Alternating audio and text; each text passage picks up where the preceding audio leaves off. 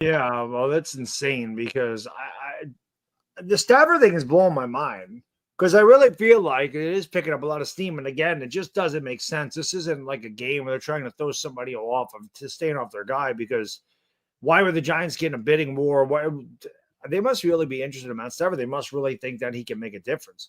I don't think I don't think we're a quarterback away. He would obviously be better than any quarterback we've had since Eli retired. I don't think there's any question about that.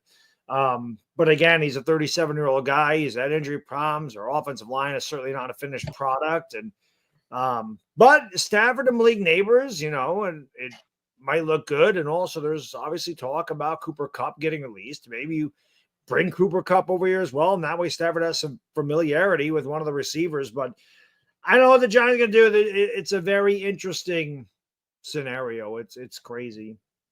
Oh, Adriana, what do you think the Giants would have to give up to get Matt Stafford? We probably discussed this before, but like, what is a realistic? I'm not giving up number 3. Screw that.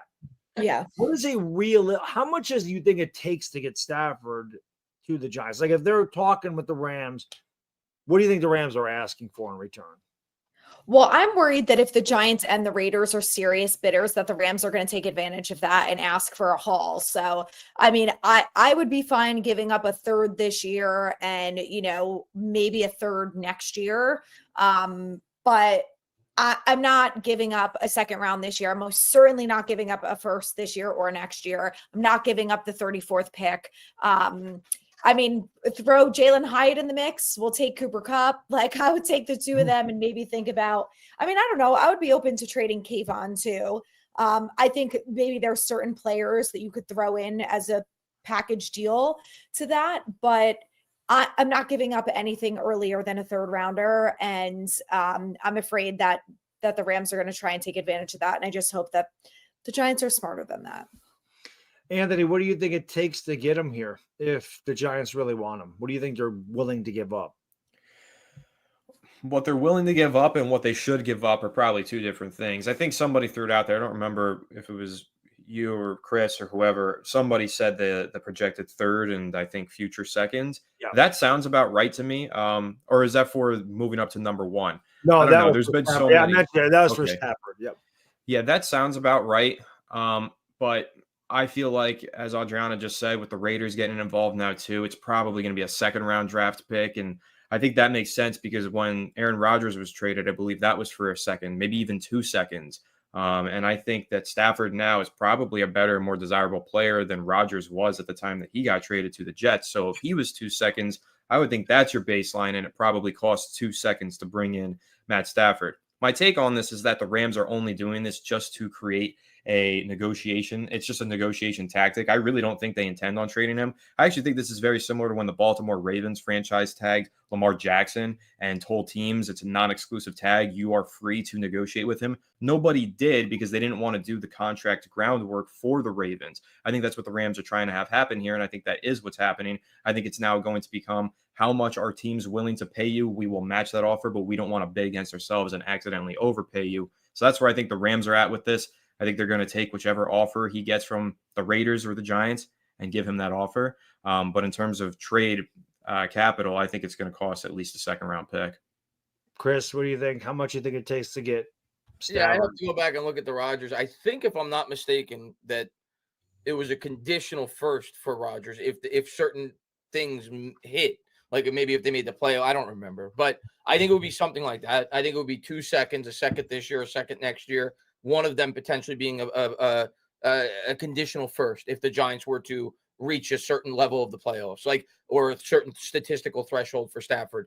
I could see something like that being what the Rams would want. Do I think the Giants should do that? Absolutely not.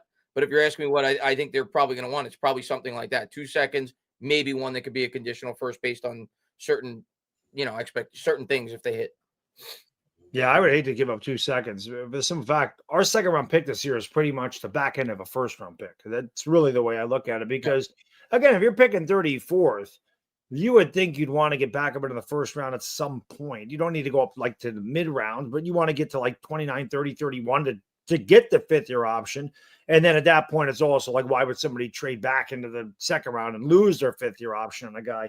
But if the Giants are interested in a quarterback at that point, I think you have to trade back up into the first round so you do get the 5th-year option.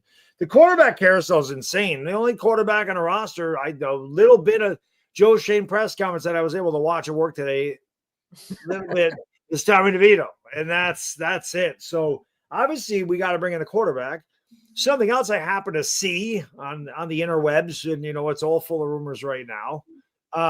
Supposedly, Aaron Rodgers reached out to the New York Giants. I don't know if any of you read these articles or not, that Aaron Rodgers reached out about the New York Giants quarterback situation. Anthony, is there any way possible Aaron Rodgers just switches locker rooms and plays for the New York Giants in 2025?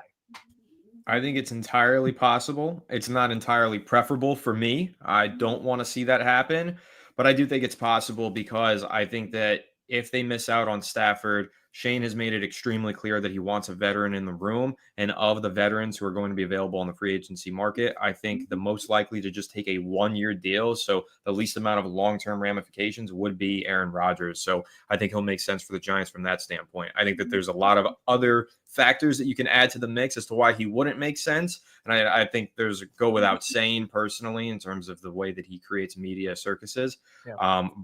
And I also just don't think he's that good anymore. Like he's average to slightly above.